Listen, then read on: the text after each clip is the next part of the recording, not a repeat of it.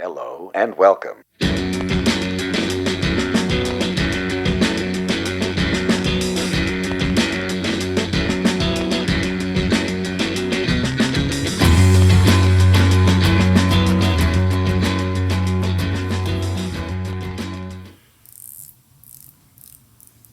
So we don't go over. Or it doesn't matter. It's my show. We can go as long as we want. That's right. Oh, and welcome to the show. We're actually on. Yeah. Aysanabee here. I said it correctly? Yeah. Welcome to the show. I've been catching out your videos and music online for the past while now. I've been secretly stalking you. Super impressed with all the stuff you're doing and the videos and everything. And I read recently you're signed to the new label, Ishkōdé Records. Yeah. Maybe start off telling us a little bit about that. And of course about yourself. Yeah. So I go by Aysanabee, which is actually my family name. Okay. My mother had changed my last name when I was born because she thought it'd be easier for me to kind of hide that part of me, I guess. And so I guess I got my musical alias, I guess, kind of is backwards to how bands normally do it, I guess. Right. Okay.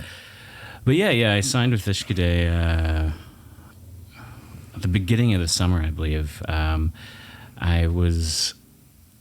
think I had applied to play the Indigenous Music Summit. Oh yes, right. Okay. Yeah, and so they run that event, Yes. that whole summit, and I guess they had seen my application, and they're just like, "Oh, who is this guy?" Right. So okay. we had a conversation, and they're just kind of like, "Yeah, we saw your video, and we're interested in hearing what you're doing, and what projects you got on the go." So I told them about this album I was working on, and I think it really aligned kind of with Ishkōdé and kind of their mission statement as well. But then they were also kind of like, "Oh, have you been talking to anyone else?" And I was just like, "Well, actually, yeah. I just got off the phone with another record label." Oh wow, okay. And so it was a weird thing because I think I started the solo project at the beginning of the pandemic, and so at this point I was just kind of making music in my bedroom, Right. And I didn't really know anyone was really. And is that because you had more time to create because everything was shut down during the pandemic, and that gave you the opportunity to write music? And I think so. I think definitely. I think I'd always kind of wanted to work on some of these personal songs, and when things were open, and I was playing in bands and working full time, and trying to keep up somewhat of a social life. There was never time. It seemed like, or I never made time, I guess. So Right. when everything came to a pause and a standstill, it was kind of just a natural progression, I guess. And was it easy to get into that sort of natural progression of writing during the pandemic, considering, of course, all the events going on in the city and in the world? Yeah, well, I think for me, so the album I'm working on right now, that didn't really actually come into being for a bit there because so I flew back to Thunder Bay, which is where I grew up. I grew up in this little rural community called Kaministiquia outside the city. We're from Thunder Bay as well. Okay, so Yes, you know Kaministiquia. Yes, yeah. So I grew up out there, but my grandfather's still up there, so I'd flown up there. He's quite a bit older, so my aunt is his power of attorney and had him moved into a long-term care home. Okay. So I'd flown up there and kind of stayed with him in his old apartment, and we kind of were packing up his things and just hanging out, and I moved him into the LTC home, and then I'd flown back to Toronto, and I think as soon as I got back, that's when the pandemic came to Canada, and we locked down, and everything got real serious, and so. I work in the news media too, so I was, it seemed like we were doing stories every other day about these outbreaks at long-term care homes, and so yeah, I started calling him every day just because I was worried that an outbreak would happen at his home, and so I started realizing that like we were talking, and there were some stories I remember him telling me when I was younger, and he would kind of, he would be forgetting little details of the stories that I remember him telling. So my grandmother had Alzheimer's I see. in her final days. So I kind of felt like, my grandfather is my last direct connection to like our family history and my roots, because like we moved out of Sandy Lake First Nation like when I was 3 years old. I see. So, okay. You moved to Thunder Bay from Sandy Lake? Well, we actually we were in Winnipeg first, and then we moved to several little towns until eventually making it to Thunder Bay. We lived in Dryden and Kenora and until getting to Thunder Bay, and so yeah, I asked my grandfather, I was like, do you mind if I start just recording our conversations? And he was like, yeah, of course. And, I told him what it was about. I was just like, I would like to start kind of getting more involved with our family and our heritage and our roots and our culture and your stories. And so I started, these conversations started turning into interviews. Okay. And so, we talked about a lot of different things, about what it was like for him growing up in Sandy Lake. And, I didn't know he had actually, lived a lot of time on the trap line with his dad and these little makeshift kind of cabins they built. And, and so, yeah, there's like a lot of history there that I didn't know about. And, I think it was probably about 4 months into these interviews, I guess, where I started. I was listening back to some of the interviews, and I remember this one point in particular. We were talking about his father, C.C. Bano, and I asked him like in the interview, like, oh, what does that mean? What does C.C. Bano mean? And he didn't know. He didn't know what his own father's name had meant, and it wasn't because he had forgotten it. It just it was just he was taken and put into residential school when he was 8 years old. So he was still a kid, and so I was actually playing guitar when I was listening to this recording, and then kind of like a couple verses kind of just wrote themselves, and that's kind of where this idea for the album kind of came. Okay. I was like, how do I?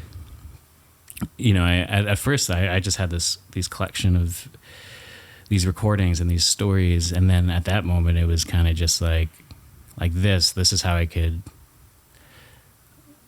tell our story in a way that I know how, because it's like I've always been kind of a journalist and a musician in a very parallel.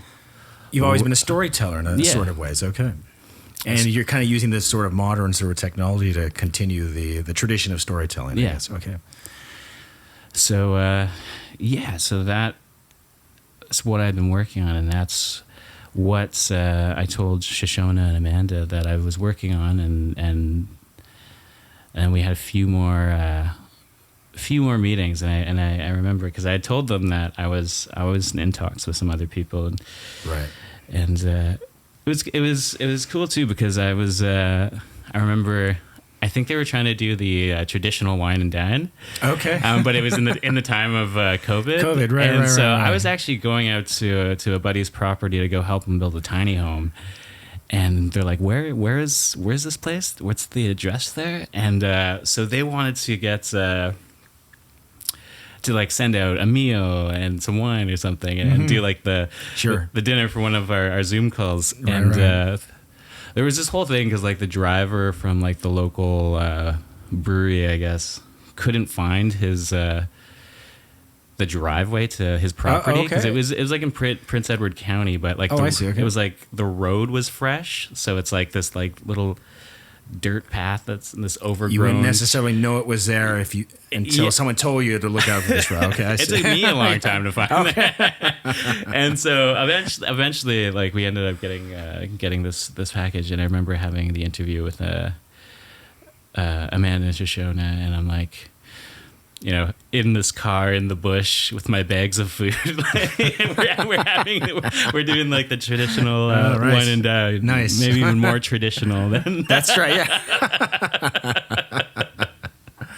But that's great because it seems like their company is a different way of operating than say the traditional model of a record label. Yeah. Maybe you can tell us something about that if you know the back end, because I was reading some of their interviews and they want it more like not so much like a label dictating and exploiting everything you're doing. It's more of a partnership, we'll say. Yeah. Well, I think so they give their artists like complete creative control, which is huge. So yeah, they just have my back for whatever I decide to do, but also the big thing too is to give like Indigenous artists sovereignty over their music too. So right. They're helping me put this album together and then put it out and distribute it.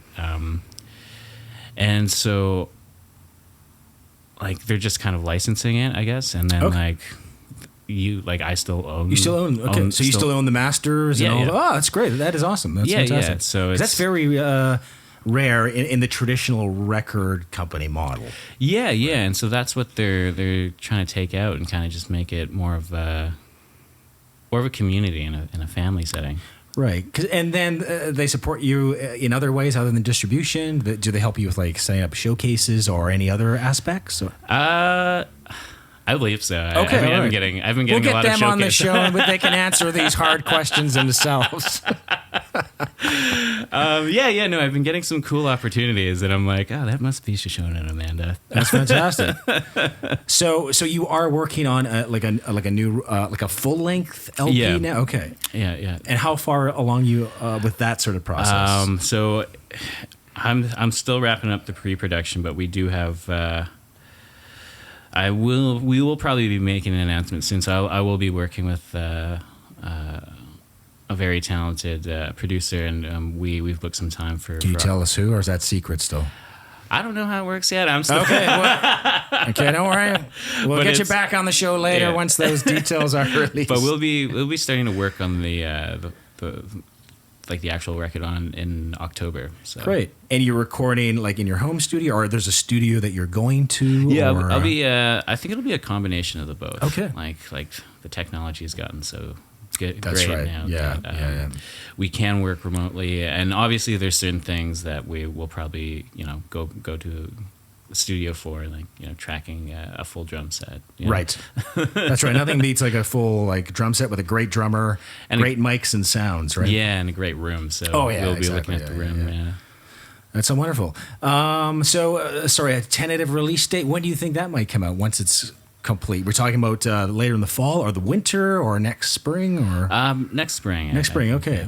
Right, because that takes a lot of preparation if you're recording live drums, and there's a lot of mixing. And do you foresee like a lot of production on this, or are you keeping it more simple, kind of like the videos that I've been watching and music I've been hearing? I think it'll be probably a combination of the two. To be honest, some songs I think definitely call for simplicity and just leaving it open and kind of leaving space for the story to kind of tell itself. Right. But like I think with the album, there's a progression because it starts out with my grandfather's story and then slowly evolves into my story, right? So I think there's room there for kind of the growth in the music itself too. Okay. Right. So I think definitely.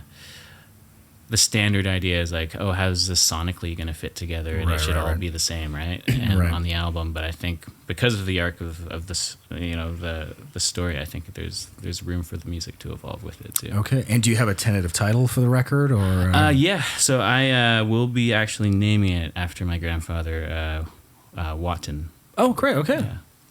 Excellent. And you'll be following that up with a tour. I mean, providing, of course, we're not locked down again, which hopefully we won't be. Will you be touring, I guess, a solo, or do you have a band? Or for the album, it will be a band, yeah. But future touring projects, I guess it depends on the gig, I suppose. I think, I think that whole thing is totally up in the air. Like I wasn't even expecting to play a show myself until 2022 in some point, and then it's just 0 to 100 in the last 2 weeks. And but yeah, for the album, definitely touring. We're still talking about that. Because I think everyone's starved for live music now, because no one's really seen like true live music in the last, I guess, 2 years. Mm-hmm. Like we went out last night for the first time in 2 years to see a live band, and it was amazing.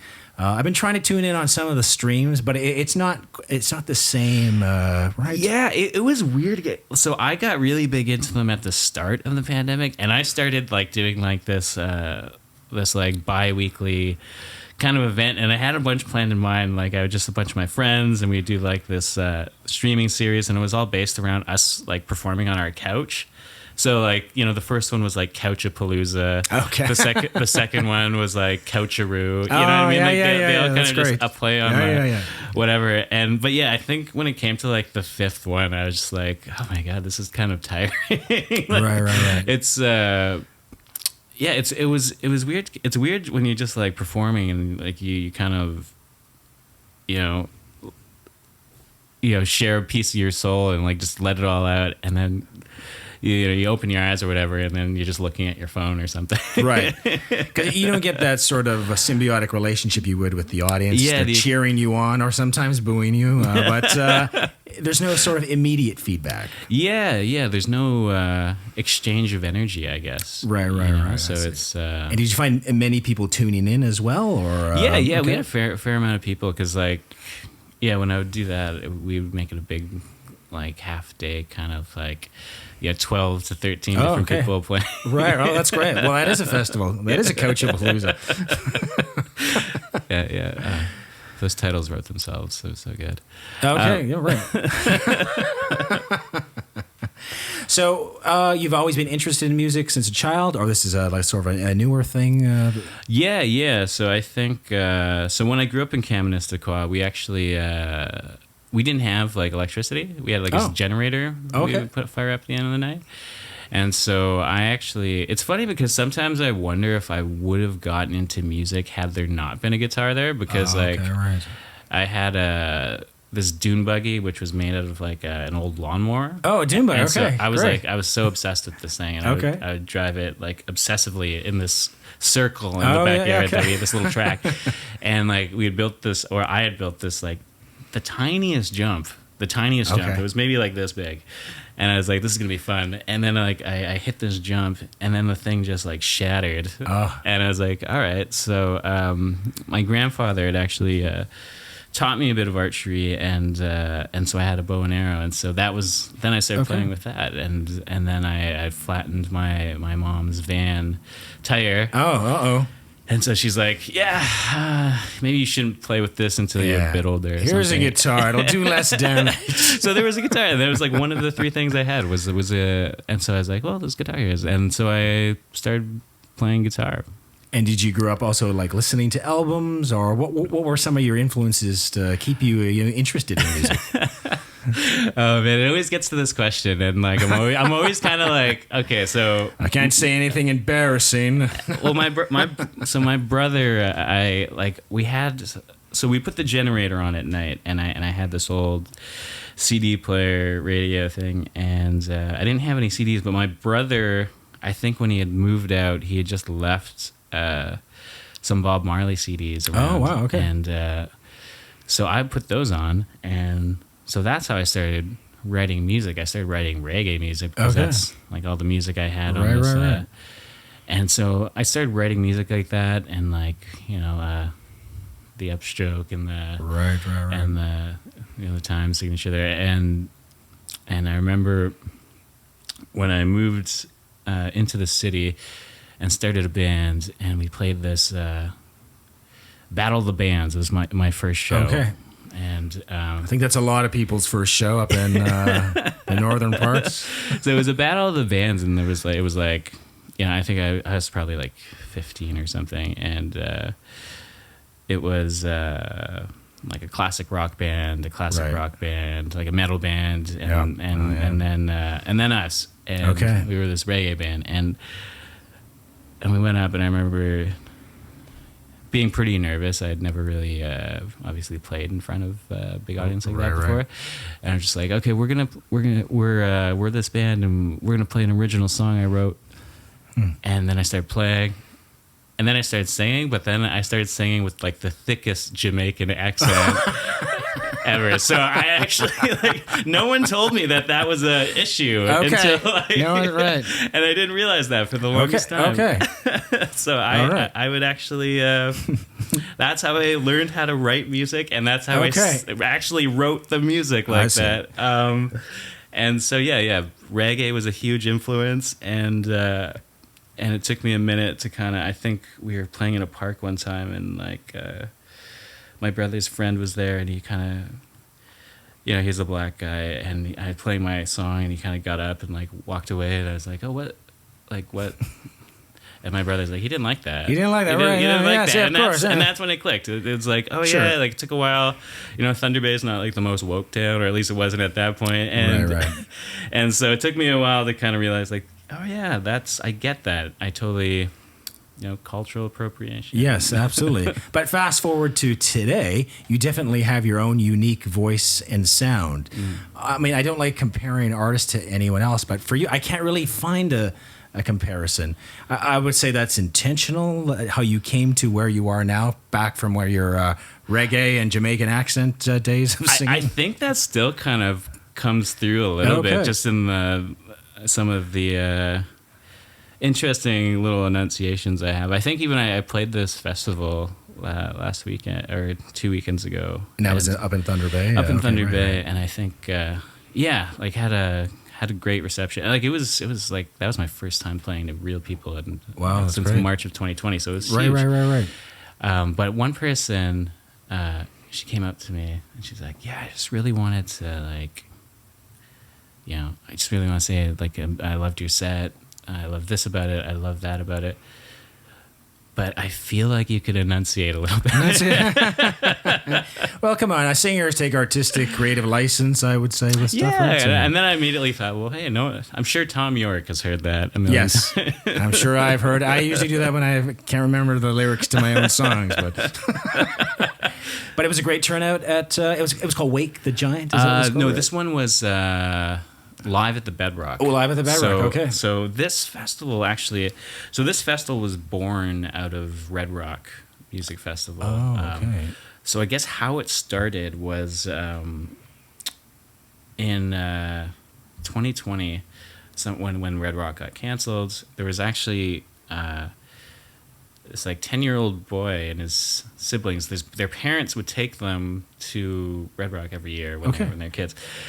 And so they couldn't go this in 2020, right. And so they were upset, and they wanted to do something about it. And I think their parents talked to their neighbor Ellie Toes, and they're like, "Yeah, our kids want to like just set up like a little music festival." And so I guess their neighbor was like, "Really? All right, well, let's do it." And she's just like a go-getter, and so they ended up doing that, and they set up this festival in Ellie's backyard last year, but then. This year they actually applied for some grants and ended up getting them, and ended up making this big festival out of the whole thing. So where was it held this year? Not in Ellie's backyard. So the night one was actually in her backyard. Oh, okay. So is it a big backyard at least? It's a pretty big backyard. Okay. And so Live at the Bedrock is actually their backyard. They scraped off all the earth until they hit the bedrock. Oh, I see. So, okay, right. So it was actually a really nice space. But then the day after was on the grounds of the Roots and Harvest Festival. Okay. And so that was where the main event was held, and I think it caps out at 150 people. Okay. Just because like that's the section of land they're using with COVID restrictions and everything. But it was, but I mean that was 150 more people than I played for, and a year and a half. So it was. I think for us all actually. So it took me a minute to kind of get the sea legs back, I guess. Coincidentally, actually, Live from the Red Rock Festival. I think that was the last festival that. We played before we kind of broke for the fall, and then of course the pandemic, and we've kind of been unemployed since. Although we did a show recently at Ontario Place, but hopefully live music does return back to its full vigor. Is that something you enjoy doing live? Or are you more of a studio guy? Yeah, so I love playing live, and I'm trying to learn to love being a studio guy. I just say it's what's not to love? There's buttons and knobs and switches. Yeah. I think there's some learning curves there for sure. It's just like every time I feel like I'm getting close, then there's like a new something. It's just it's cool. It's cool, but it's just takes a lot of time. Yeah, absolutely. But it is fun recording. I was checking out some of your, studio recordings, or I guess your tapings were in your residence, I suppose. Yeah. But really interesting stuff. And you're recording, those are like live recordings on the YouTube videos, some of them that I've seen? Or Yeah, actually. So, I think none of us were playing live for the longest time. So I just actually set up my phone at the end of the hallway and just play at the other end of it, and just shoot it and record it, and just put like a slow zoom on it, and was right. I don't know, feeding the never-ending content machine, I guess. It seems like that's what you have to do nowadays. Yeah. It seems like with Instagram and Twitter and all that stuff. Yeah. It seems like you have to always be posting content. Do you feel pressured to do that on a daily or semi-daily basis? Yeah. I guess I do, but like I have ideas of like how to make some of the videos kind of nice and kind of artistic, but also still very much like live performance stuff. Because I think that's that's the kind of videos I like putting out. It's just me actually doing it and not me like riffing the words and right. I think I did one music video a long time ago when I played in this band called The Communication, and I think it was like some college kids just needed it for their video credit. Right, okay. And we had like this. They had this whole story arc and how they were going to tell the story of. I don't even think it had anything to do with the song. Oh, no. I was just kind of like, okay, yeah, you know what? Like, sure, yeah. I'm a musician. You guys are the video people. Right. I'll let you guys. You do what you're good at, and I'll do what I'm good at. And so they had this whole set kind of planned out, and then like all the sets had fallen through like the day of or the day before or something. Okay. So like the storyline didn't like they still went with the storyline, but like it didn't match up with the locations at all. I like see. Okay. It was, I think like the storyline. I can't remember exactly what it was about, but it was something about like helping. A guy down on his luck and kind of getting out of that. And it just didn't make sense in the video because I think at one point my old bass player is like on the laying in the gutter with this like old winter coat, like, and then suddenly I'm just playing in front of a tractor. Okay. and then next thing you know, we're playing on this dam, and it's like so cold. Okay. That was a long tangent into why I like doing performance videos. I just let me play. The storyline stuff, I'll leave that to the actors. Well, if you ever need any like space video done, we did a whole bunch of space videos. We have we even built this model for these. We actually have a whole green screen that goes across that back wall. And if you're ever looking to do sci-fi videos, we're here. Amazing. So what sort of, I guess, challenges might new and emerging artists face these days? Say that, artists from my time, because I'm, I won't say how old I am. A lot of people know. It's probably on my Twitter. Because we had sort of different challenges, because back when I was getting into the business, there wasn't all this sort of technology. There weren't laptops with GarageBand. You had to go to a studio and spend, tons of money to even make a demo. But it seems like these days it's a lot of DIY, and if you're an artist, you can kind of at least get rolling at home. Yeah. But what are some of maybe the challenges that are there new challenges that are being faced? I'm not sure. Well, it's like a double-edged sword, really, because it's like one, it's obvious. Yeah, obviously, like the technology is so good right now that Right. you know, like there's so many people just making music in their bedrooms, but at the same time, yeah. So there's so many artists, right? And like, so Too many. How do you how do you stand out? I guess, right? Right, If right. that's what you're trying to do, and so there's that. But also with social media, there is the opportunity to kind of be seen a lot more. Like, you know, like there's so many people becoming, you know, successful by going viral on TikTok or something. That's right. And next right. thing you know, they've signed with Sony or something. But I don't know. It's tough to say because you know, I've seen one of those people like sound so good and look so good on social media, and then like the live performance just isn't there, and you can tell Right. like everything's really overproduced. And Right. Don't Because actually know how because to they're sing. relying too much, say, on the technology like auto-tune or Yeah, quantizing, but yet you put them on a stage and their true colors of who they are and their performance skills really come out. Yeah. But I guess now you can sing with autotune live now. So Yes, that's right. You can. That's right. Yes. So I don't know. But there's something disingenuous about that, unless that's your part of your genre. Because in some genres, like hip hop, that's part of the sort of the thing. But for some people, like I know some people, I won't mention names, I even use like vocal backing tracks. Yeah. Because you know they can't do what they did in the studio live. Yeah. No, it's well, even when I play, like one vocal thing I'll use when I'm playing like solo acoustic sets sometimes is that little vocal harmonizer. Oh, harmonize, yeah, right. But you're still singing the part, right? Yeah. But yeah, no, it's good to find a healthy balance. But at the same time, I suppose there's no proper way to make music and make art, and True.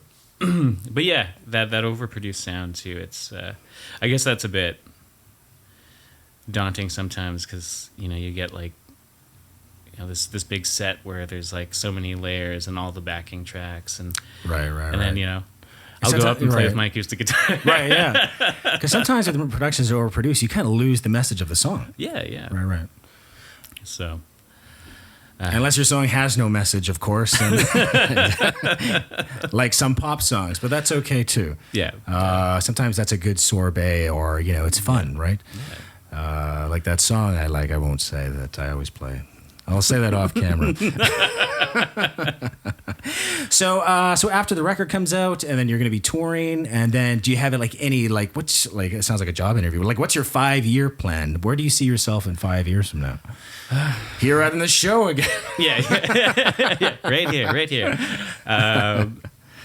I think, you know, just to keep making music and keep kind of, you know, just doing it how I'm doing it, just being authentic to myself and you know, doing it because I love it and loving all aspects of it. And so, yeah, like in 5 years, you know, I hope to have another few albums out, you know, Right. just to keep making music.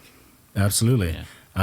And then any other side projects you're looking into, like even acting or composing for film or anything like that? Any side things you're interested in? Composing for film might be fun, actually, because there's a lot of Indigenous like music banks coming out now. That's right. I forget the names of them, but yeah, that's right. Correct. That's right. Yeah. So one of them reached out to me a little while ago, and I was like, yeah, that would be. Was that Nagamo Publishing? Maybe they're one of the ones in town. That's right. Yeah, right, yeah. And so that'd be a interesting route. But I mean, I say that now, but then I think love to try everything and anything, and then I just run out of time. So Right. Well, there's only so many hours in a day. Yeah. But your music is very cinematic, I find. Like I could, like when I'm listening to it, I could picture it in some sort of scene from a film. Amazing. Yeah. So music supervisors, check out this guy's. Great. So we're coming close, I guess, approaching to the end of the show, and you're going to do a performance. Yeah. Do you want to set up what the song is that you're going to play? Yeah. So I was thinking about what song I was going to play, and I think I'm going to play a song I wrote called Sinew. Okay. So that's a song. So I was working on this documentary telling the stories of the children of missing and murdered Indigenous women. I feel like the stories of the women themselves get some attention, not enough, but I feel like the stories of the children are often not told as much, and the collateral damage and the lasting impacts of just people who lost someone close to them and are getting no answers and no help, and no one's trying to help them. Right. And so I was working on this documentary, and so my mother was actually found on the side of a highway while I was working on this documentary, and she was running because she had been attacked, and I guess someone called the police, and so the police had to chase her through the forest, and she didn't know. She just saw the headlights. It was dark. She didn't know. She didn't know if it was the attacker, and she didn't tell me about this until months down the line, after I'd finished. Oh, really? After I'd finished this documentary. Right. Because she. And so, what's the title of the documentary again? It's just Children of MMIW, and so she didn't tell me this because she wanted me to focus on this documentary, and she didn't want to. Right. Kind of. In her words, she didn't want to take away from it. I don't think it would have taken away from it, but she didn't want to take my mind off of it, I guess. Right. So I'd finished this documentary, and then I found out later that had happened to her. And for me, music has always been kind of a way of processing these kind of tough stories and tough times. And it's very cathartic that way, writing these songs and then kind of getting them out. It's almost like a release. Right. For sure. And this song Sinew is a song I wrote kind of about that and about that feeling and kind of just her strength and the strength of all of the women I'd interviewed for the documentary too, who gave me the time to share their stories. And the documentary is available online or somewhere to watch? Or? So I was working for Huffington Post Canada at the time, and so it was on their site, but they've since been shut down. I think 2 months ago. I think they're working to archive all the stuff they had online. So I'm hoping it'll be put back up there, because a lot of people shared their stories for that. So, and do you think Canadians are starting to see or be more aware of these issues now with documentaries and news stories and even articles every day? I think so. I was even, for sure. And I was even playing a show at the last weekend, and one guy had come up. And I think I'd talked about this song, and he was even saying, I'm trying to work on this documentary about the Highway of Tears, and I was wondering if you think that okay for someone who's not an Indigenous person to tell that story. And I was like, the more spotlights we can shine on it, the more stories we can tell, the better. And I think, with everything that's going on, it's definitely opening people's eyes a bit more, but we got to keep pushing it, otherwise it'll just get I find once the news cycle is over that week or that month, then it's no longer mentioned, and then people kind of forget about it. I think when they found the first 215 unmarked graves, it was everywhere, and everyone was so upset at, and now they've had over 5,000, and it's right. And especially now with the federal election coming up, do you see any of the parties trying to make that an issue? Or so Jagmeet was actually he was in forgive me if I'm getting the name wrong, Cowessess First Nation. I believe that's where they found the 215. We'll check it. Okay, Cowessess, I think it's called. But he had gone there to do one of his campaign trail rallies. So that was really nice to actually see, one of the party leaders kind of, take an interest, like a genuine interest into. To actually bring attention back onto that. Because I think that has definitely been lacking in some of their campaign For sure. styles, but Right. I think the politicians tend to go with what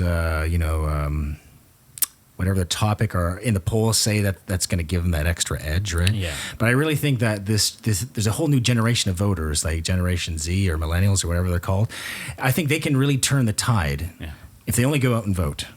Yeah. So go out and vote.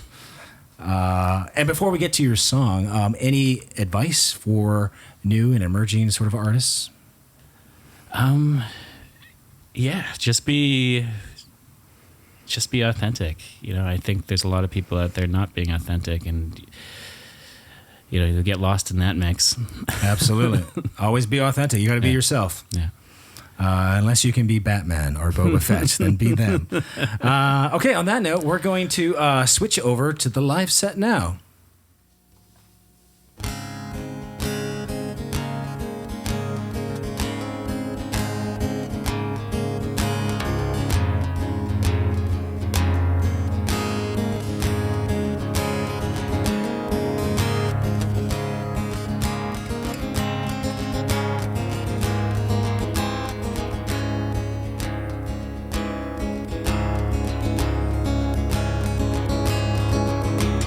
The weight of the world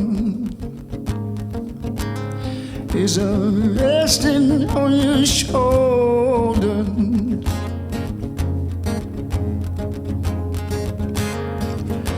But you've been made strong by those years that have been so much colder.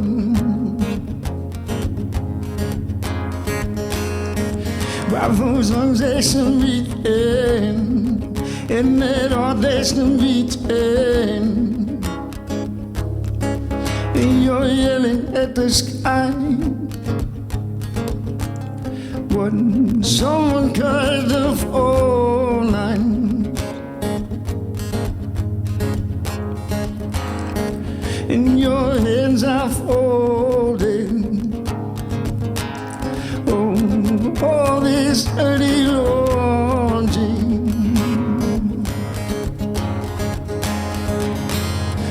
By those lungs they still beating, and that heart they still beating.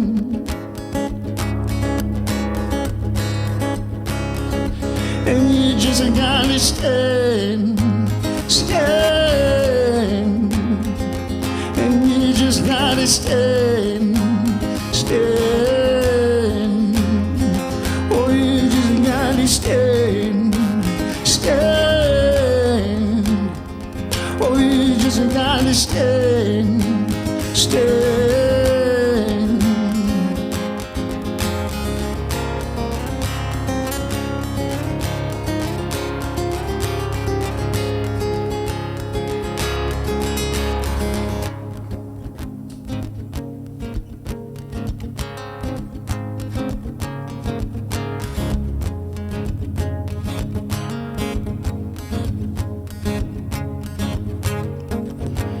And I've been working for someone else's eye.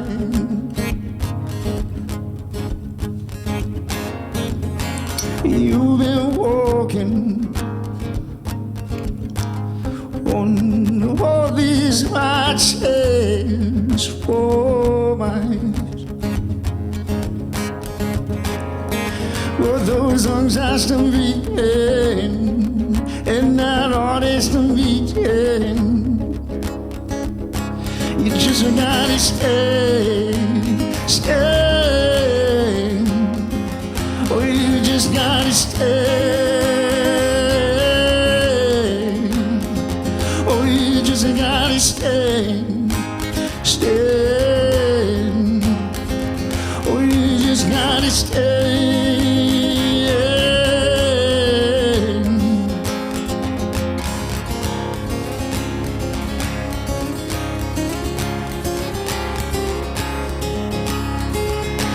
You just gotta stay.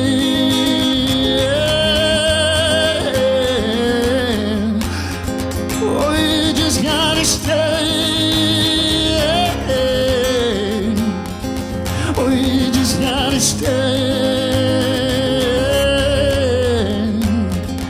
We just gotta stand.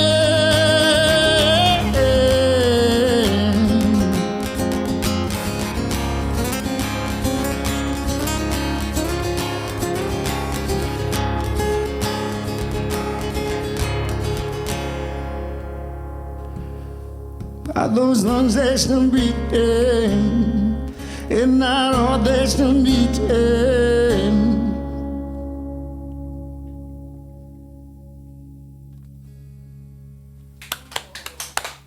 That is awesome. Thank you so much. Thank you for the wonderful song, and thank you for being on the show.